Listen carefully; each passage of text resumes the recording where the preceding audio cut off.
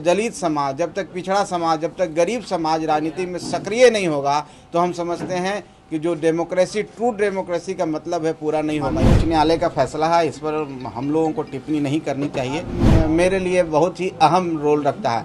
मेरा लाडला है, मतलब मेरे करीब रहता है। बिहार से हम बहुत ज़्यादा मैंने चाहते हैं कि बिहार के लोग भी आगे बढ़ें। बिहार में वो जो हमारा गौरवशाली इतिहास था वो वापस आए। जिस तरह से जंगल राज के लोगों ने बिहार को एकदम तहस नहस कर दिया। नमस्कार, आप न्यूज फाउंडेशन देख रहे हैं। मैं हूं आपके साथ वंदना।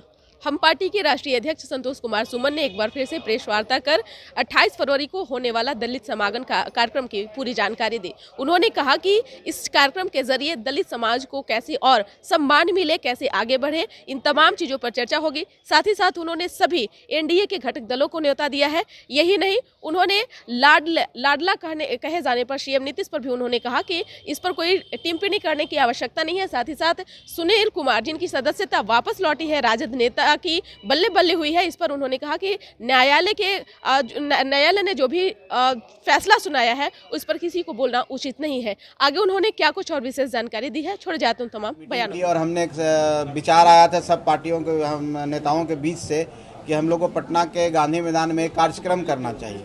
और हम लोग ने तय किया 28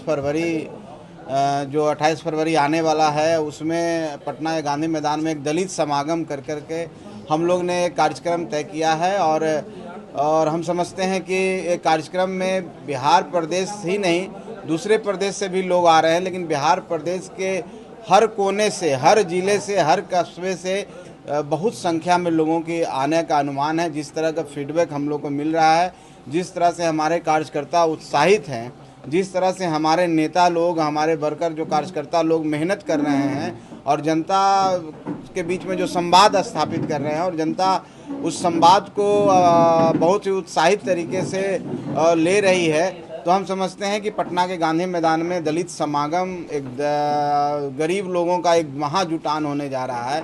बिहार के कोने कोने से लोग आ रहे हैं और लाखों की संख्या में भीड़ होगी।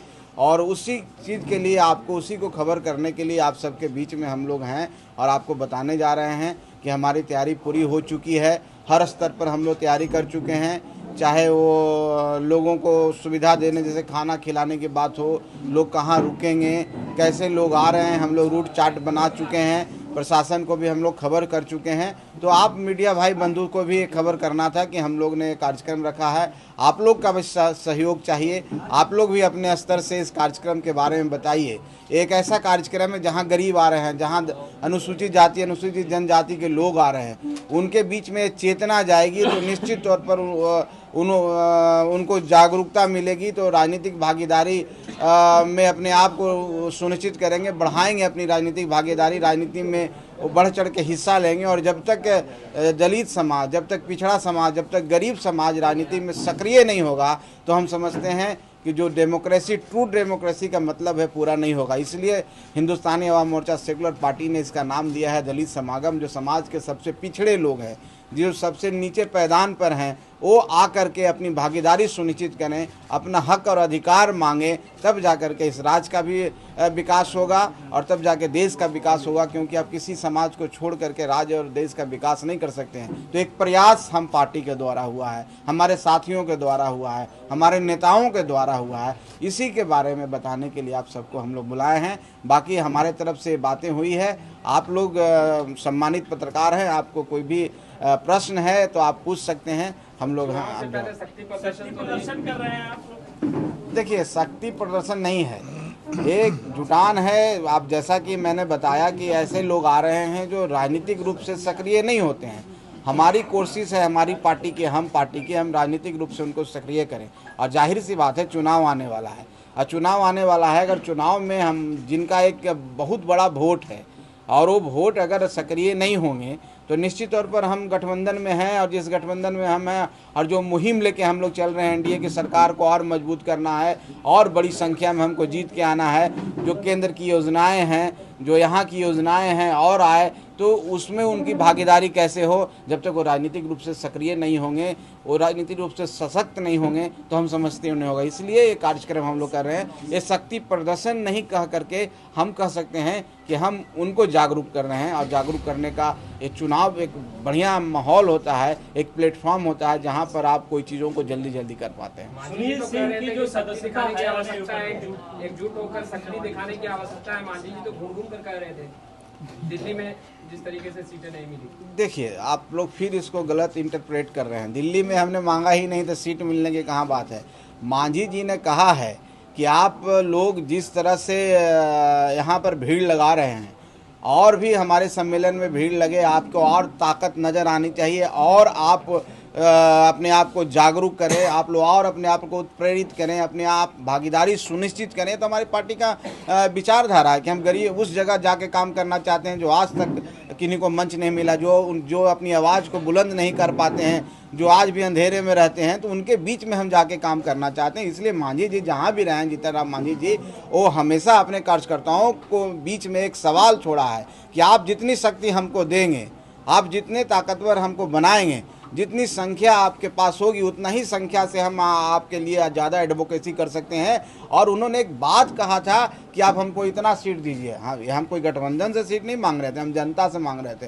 ये जमहूरियत में जनता मालिक होती है, और उनके बीच में हम कह रहे थे कि आप जिस तरह से आप आज यहाँ मजबूत दिख रहे हैं, और मजबूत बनिए, और जागरूक बनिए, और संख्या में आइए।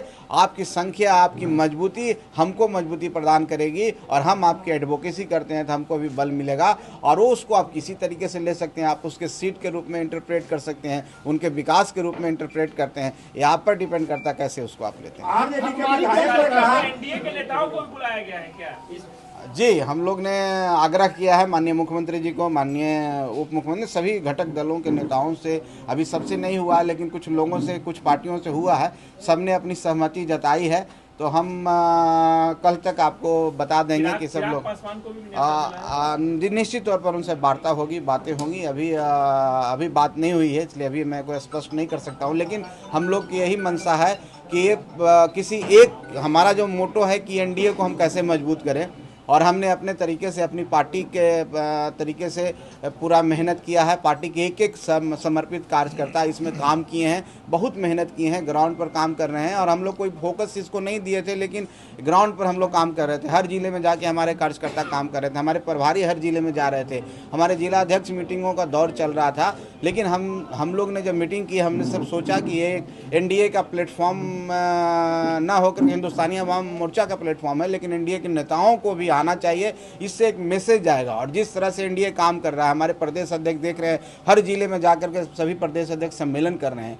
तो हम लोग जब एकजुट हैं, जब एनडीए के रूप में हम लोग काम कर रहे हैं, तो हम समझे कि हम लोग भी इतना बड़ा कार्यक्रम कर रहे हैं, तो एनडीए के नेताओं से भी बात करनी चाहिए। और माननीय मुख्यमंत्री जी ने सहमति दी है, माननीय उप मुख्यमंत्री जी की सहमति प्राप्त हो चुकी है।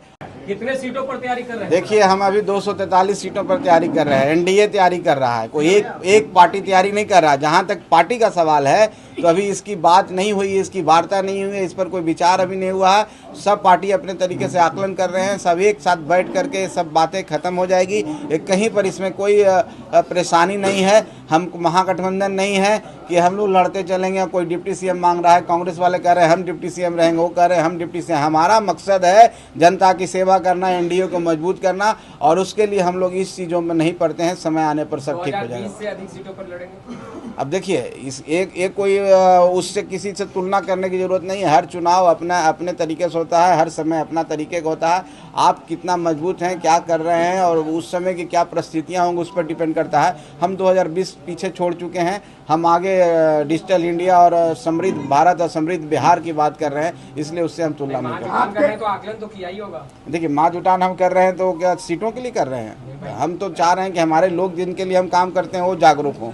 हम चाह रहे हैं कि उन लोग आकर के देखें, उन लोग अपने अधिकार की बातें करें। हम बहुत सारे नेताओं को भी आमंत्रित करने जा रहे हैं। महादलित की जितनी समाज में जितनी जातियां हैं, उन लोग को भी हम कोशिश कर रहे हैं कि आइए मंच पर, उनसे भी वार्ता कर रहे हैं। आप अपनी बातें को रखिए। तो ये जागरूकता एक अभियान आप कह सकते हैं। एक समाज में आगे बढ़ने के लिए राजनीतिक रूप से प्रेरित जब तक समाज नहीं होगा, तब तक अपने हक अधिकार के बारे में नहीं जाने। बस यही मकसद है। देखिए, माननीय उच्च न्यायालय का फैसला है, इस पर हम लोगों को टिप्पणी नहीं करनी चाहिए। और मैं समझता हूँ कि ये मेरा विषय नहीं है। आगे का सवाल पूछा जाए तो बेहतर कल होगा। प्रधानमंत्री आए थे, उन्होंने मुख्यमंत्री नीतीश कुमार को लाडला कहा। अब इस पे सियासत गर्म हो गई है। विपक्ष कह रहा अपमान किया गया है मुख्यमंत्री का। देखिए, इस पर सियासत करने की ज़रूरत नहीं है। माननीय प्रधानमंत्री जी ने माननीय मुख्यमंत्री जी के नाम में संबोधन किया तो पूरे बिहार को लेकर परिप्रेक्ष्य में किया। बिहार उनके दिल में बसता है, बिहार को बहुत नज़दीक से वो देखते हैं, बिहार के लिए कुछ करना चाहते हैं, बिहार को भी अग्रणी राज्यों में लाना चाहते हैं। तो एक बिहार को उन्होंने सिंबॉलिज्म कर करके बोला कि बिहार मेरे लिए बहुत ही अहम रोल रखता है, मेरा लाडला है, मतलब मेरे करीब रहता है। बिहार से हम बहुत ज़्यादा माने चाहते हैं कि बिहार के लोग भी आगे बढ़ें। बिहार में वो जो हमारा गौरवशाली इतिहास था वो वापस आए। जिस तरह से जंगल राज के लोगों ने बिहार को एकदम तहस नहस कर दिया, तो उस बिहार की जो ख्याति थी उसको प्राप्त करने के लिए एक उन्होंने एक साइन दिया, एक तरह का मैसेज दिया कि बिहार को हम कहाँ देखना चाहते हैं। और जिस तरह से केंद्र की सौगात यहाँ आ रहा है, केंद्र सरकार का जो मदद हो रहा है और जिस तरह से विकास की प्यार बढ़ रही है, प्रगति यात्रा में माननीय मुख्यमंत्री जी को आपने देखा होगा कि जहाँ जा रहे हैं ऑन स्पॉट सब जगह जाते हैं, तुरंत घोषणाएं होती है और उसकी प्रशासनिक स्वीकृति मिलती है और वो टेंडर में चला जाता है। तो ये कहीं ना कहीं डबल इंजन की सरकार का भी देन है। साधन संसाधन मान लीजिए हमारे प्रदेश में कम है, तो हम उस साधन संसाधन कहीं से मिल रहा है, तो हम समझते हैं कि प्रधानमंत्री जी ने उस लहजे में ये बात को कहा, उसको गलत इंटरप्रेट करने की कोई ज़रूरत नहीं।